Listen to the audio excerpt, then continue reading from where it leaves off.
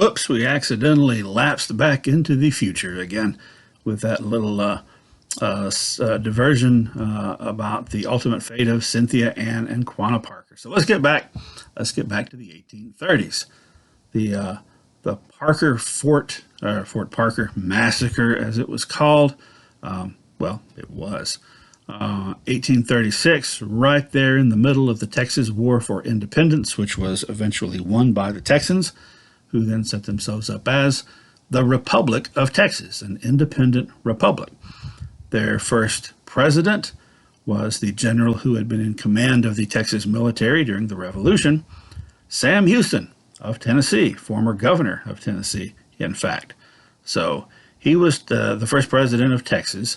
The Comanches had been raiding because they believed this to be their territory, and as settlers extended further west in Texas, the more upset the Comanches were, the more they raided. And what the Comanches were asking for, essentially, was a dividing line, a clear border, demarcation between the Republic of Texas and the Comancheria, the land of the Comanches. They wanted a clear border, and they wanted to be able to protect the integrity of that border once it was in place. Now, Sam Houston was he was easy to get along with where Indians were concerned. He had lived among the Cherokees for quite a while. He had served with Cherokees and Choctaws and White Stick Creeks during the Creek War, and he thought it was a good idea to have a dividing line and to recognize the territory of the Comanches. But while negotiations were going on for that, it kind of dragged out.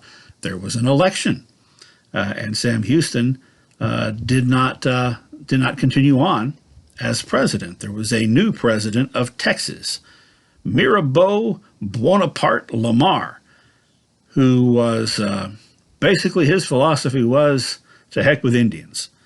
He's the one who had kicked out the Texas Cherokee, as well as some Shawnees and Delawares that the Mexican government had invited to come into Texas when it was part of Mexico.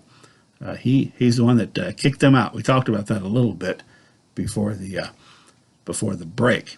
Well, he is not going to recognize any borders for any Comanches. And so the raids continued.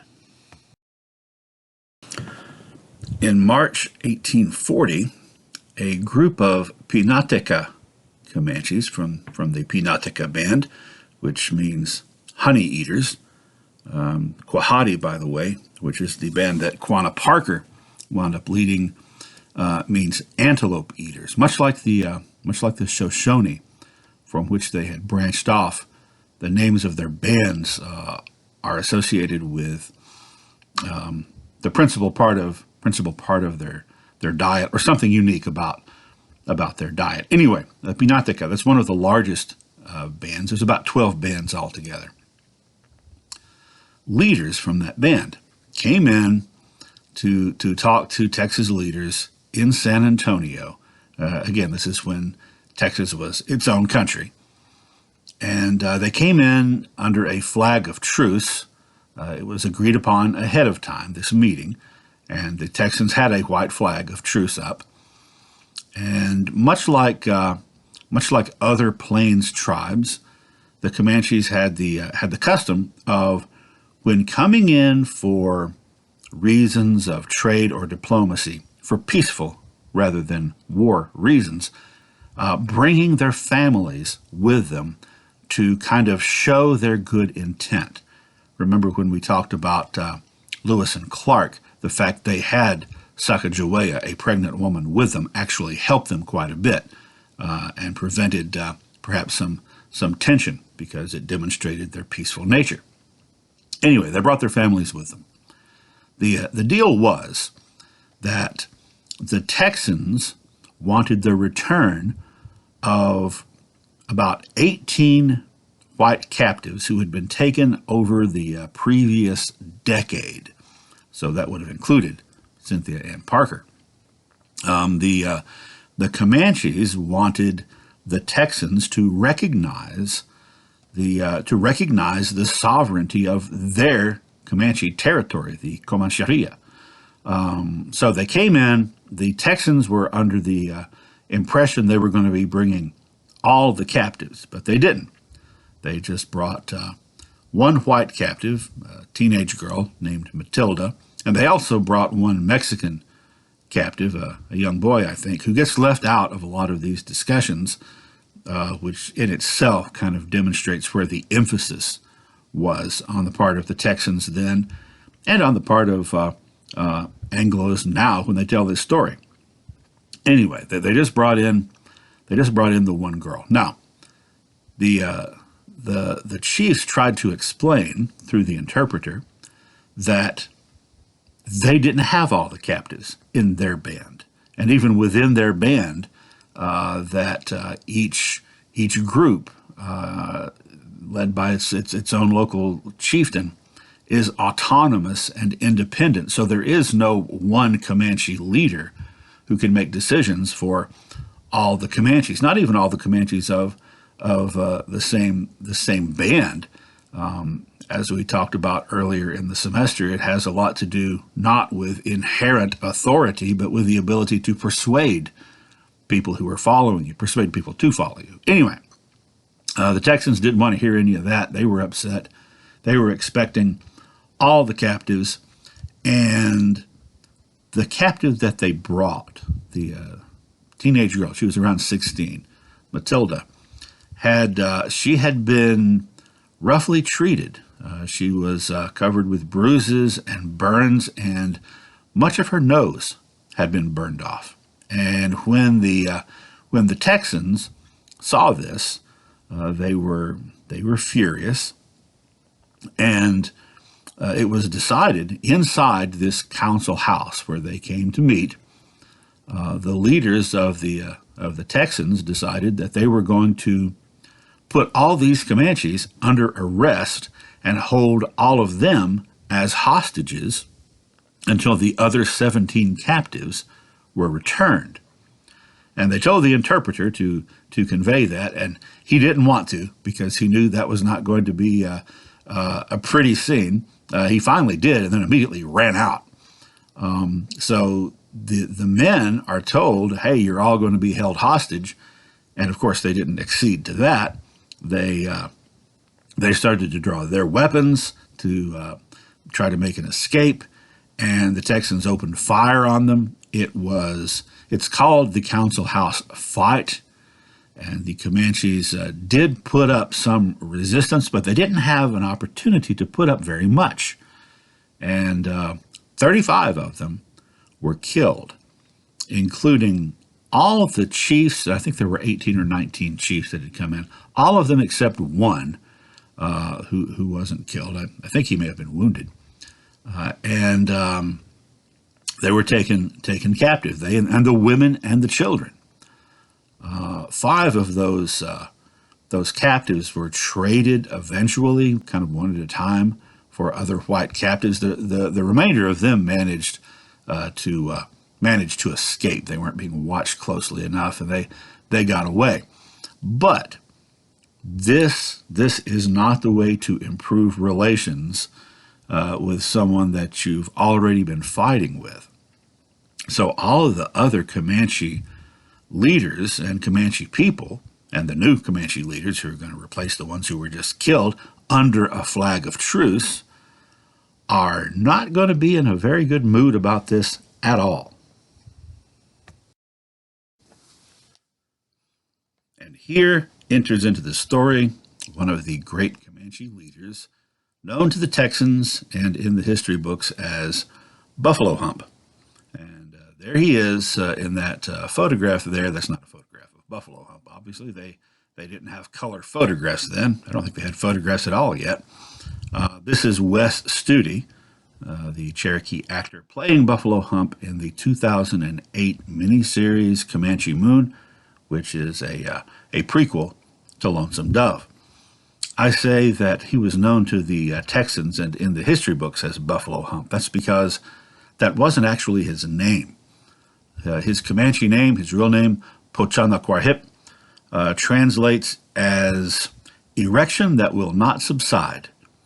It was not uncommon for Comanches, in particular, for the names of adults to be a reflection of their sexual prowess or some unique feature of their sex organs. It wasn't really a weird name to the Comanches, but to the Anglos, it was kind of a weird thing to say, and they didn't want to say things like that, and so instead they're like, let's call him Buffalo Hump, and that's how he is known in the history books. In the novel and the TV miniseries Comanche Moon, Buffalo Hump is represented as having a hunched back. You can't really tell it from the picture, which is actually known as a buffalo hump. But that's not why they called him that. Anyway, Buffalo Hump, that's the name we'll use for him since that's what he's known as in English. Buffalo Hump, very charismatic leader, was able to convince the leaders and the warriors of several different bands, not just the Pinateca, but several different bands, to join together and strike out for revenge against the Texans. Now, some Pinateca warriors had shown up outside San Antonio and just kind of like made their presence known, and then they went away. And the Texans believed, oh, okay, well, that's all there is to it. That's the end of that story. But they should have known better. However, they could not have anticipated what was about to come, because this degree of cooperation was extremely rare, not just among the Comanches, but it's rare to have this large a confederation among Plains Indians in general, though, as we shall see, there will be a much bigger one later in the northern plains. Anyway, accounts vary, but somewhere around a minimum of 700 or 800 warriors. Some accounts have it as high as 1,500, so I think it's safe to average that and say around 1,000 Comanche warriors set out on a massive raid in August of 1840, early August. And they started in North Texas in the upper Brazos region. And you can see there in the map, this is a very good map, you can see their route going southward. This that really big, thick arrow. They make their way down, all the way down to the coast, to the towns of Victoria and Linville, and destroying pretty much everything that's in their path, and taking a lot of, taking livestock and weapons and whatever they decide they want to take after they've come through and either chased away or killed the settlers in their path. They wreaked great destruction on the town of Victoria, and even more in the town of Linville, which they burned to the ground and killed most of the people. In fact, most of the survivors were people who got in boats and got out into the Gulf there, out of the range of the Comanche weapons, but close enough they could see their town burning and probably could hear the cries of the dead and dying. Linville never recovered. That town doesn't exist in Texas in that spot anymore. Victoria did. It's a pretty big town now. So they swept all the way through there, and then, as you can see, they headed back northward. That's the narrower arrow, I guess, just so that we can distinguish between them, carrying with them a whole lot of loot that they had taken. So they're headed out there, and immediately a militia is raised among the Texans, augmented by Texas Rangers, that takes out after them. The Comanches were moving a lot more slowly. than usual because they were carrying all that stuff that they had taken. And they were spread out in a line. They weren't all bunched together, all roughly 1,000 of them. The militia and ranger group had about 200 men, and they caught up with them pretty quickly. At least they caught up with the rear part of the Comanche line at a place called Goods Crossing along Plum Creek, about 27 miles south of Austin. And they just plowed into them and started shooting. Over 40 Texans were killed in this action. The Texans claimed that they killed at least 80 Comanches, but those were from estimates on the ground, and it was really impossible to say for sure because they only recovered 12 Comanche bodies, which means that either the vast majority of bodies were carried away by their comrades, which is very possible and likely, or Texans may have exaggerated a little bit. I know that's hard to imagine, Texans exaggerating. Let's go back to this map for a moment. So you can see, looking there, the Plum Creek fight, not far north of Victoria and Linville at all. So they didn't get too far before the Texans caught up with them, but then they did successfully, let's say the Texans were right and they did kill 80.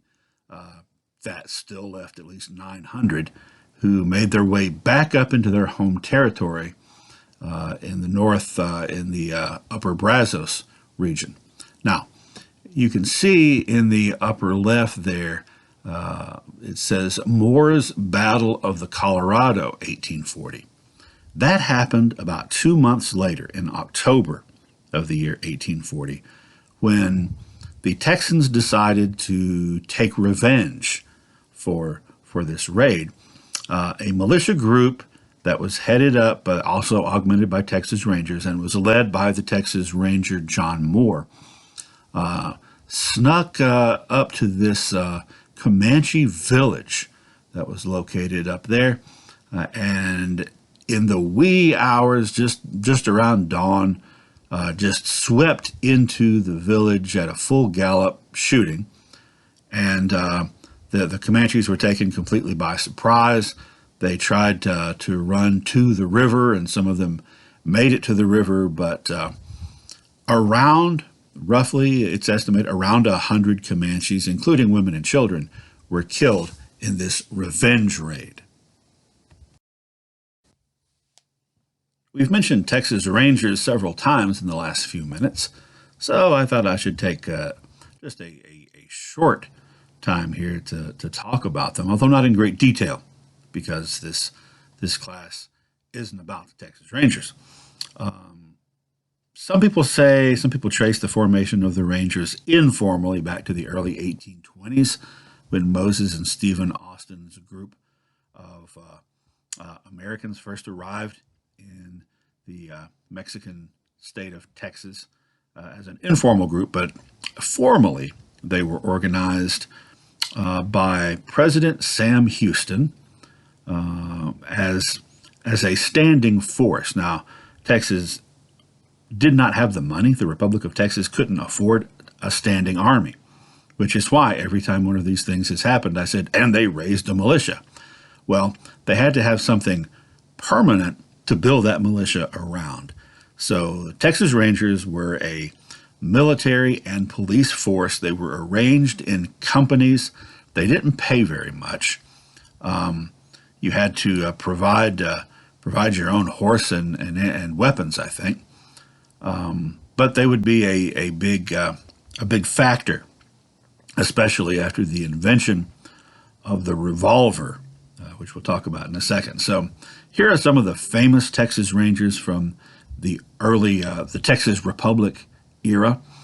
Won't go into a lot of detail, like I said, but they've all got fascinating stories, like Rip Ford. He's a fascinating guy. Bigfoot Wallace.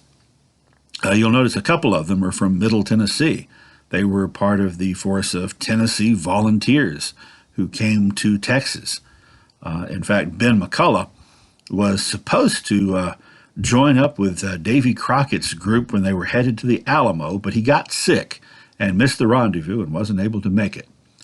McCullough is, I think, probably the only one of these that's going to show up again later in our narrative.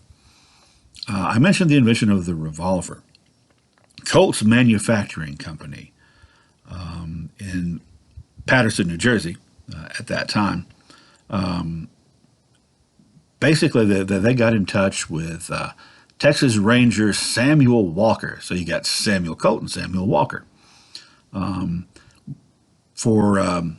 Basically they brought him on as a consultant for what was needed on the frontier in the way of a revolving pistol, which was something that had been tried before but had never really been done very effectively. The Colt Walker, the Walker Colt, which is the name of their first revolver, introduced in 1847, was effective as the revolving cylinder. It was still black powder and a round lead ball, but you could shoot it 6 times, which is the sort of firepower that the Rangers felt that they needed for the things they were doing. By the way, I mentioned the Black Bean Lottery under Samuel Walker. He was a survivor of that, as was Bigfoot Wallace. That's also a fascinating story that I could spend a long time on because it's so interesting. But essentially, a group of Texas Rangers decided to invade Mexico, and they didn't get very far because it turns out there's a lot of Mexicans. And the survivors were captured, and Santa Anna decided that 1/10 of them were to be executed. And so they had a lottery where there was a big jar with an equal amount of beans to captured Texans, and 1 out of 10 of those beans was black and the others were white. So if you drew the black bean, you were shot. So Samuel Walker and Bigfoot Wallace both drew the white bean in that one. The first ranger to draw a black bean was Captain John Eastland from White County. If you're familiar with White County, there's a community up on Bon Air Mountain called Eastland, and that was named for and founded by his parents. So a lot of Tennessee connections here. This slide we're going to do like we did earlier, in that I'm going to have it up here for a few seconds so that you can come back to it for reference. But I'm going to put up the map while I'm talking about this stuff so you'll have a better idea of what's going on.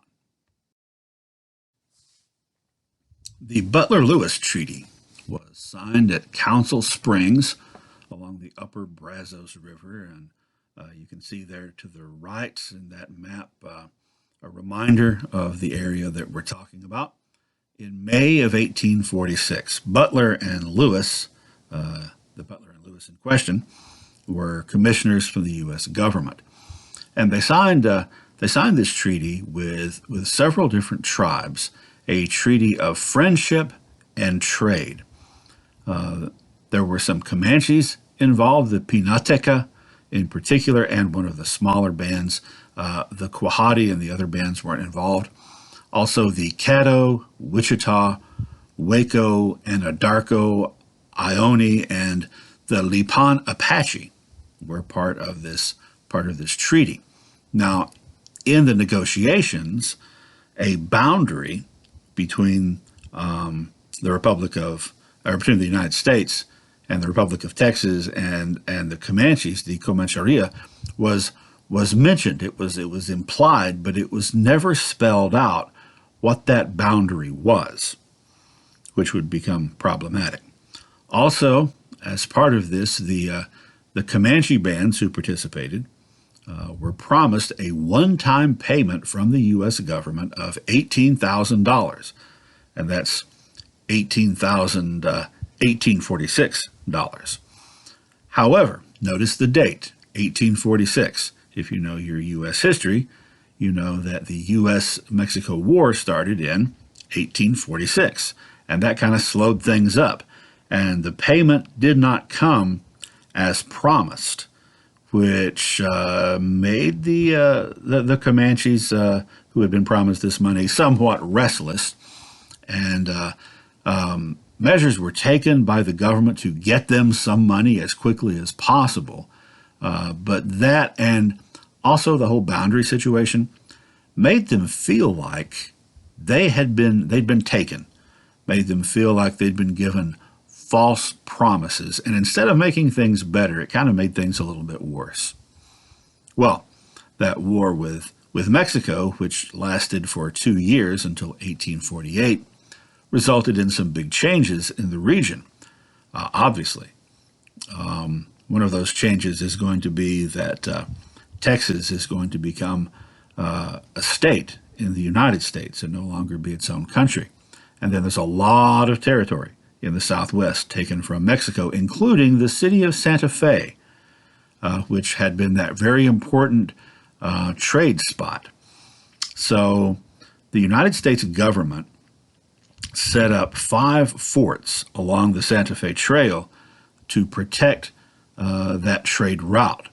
And in the summer of 1847, right after those forts had been established, several of them were attacked. Kiowas, Cheyennes, and Arapahoes, and reports of some Comanches. Perhaps not a large number, but some individual Comanches riding with their allies. These 3 tribes were their allies. In 1848, the Treaty of Guadalupe Hidalgo that the U.S. signed with the government of Mexico ending that war, one of the conditions, one of the things that the United States promised on their end was to do their part to help stop Comanche and Apache raids from U.S. territory across the border into Mexico. So that is going to be a source of tension with both the Comanches and the Apaches, who had been making those raids into Mexico for a long time. The map there, to the left, by the way, is the territory that the Comanches claimed, the territory known as the Comancheria. After that kind of busy summer of 1847, with those raids on the forts, relative calm along the Santa Fe Trail and within the Comancheria was restored for a while, and that lasted for about 2.5 years until gold was discovered in California in late 1849, which resulted in, of course, the gold rush that had people traveling to California from all parts of the country and, in fact, all parts of the world.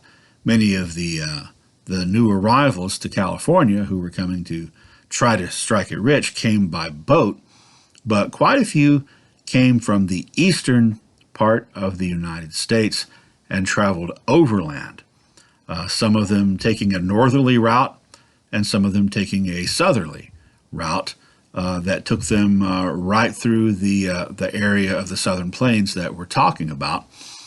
And some of those people were carriers of smallpox, which broke out in the Southern Plains and in the Northern Plains, and was very destructive because the native peoples didn't have as much resistance to that and most other diseases that Europeans had and carried as white people did.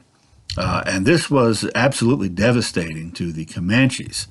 Their population in 1849 was about 20,000.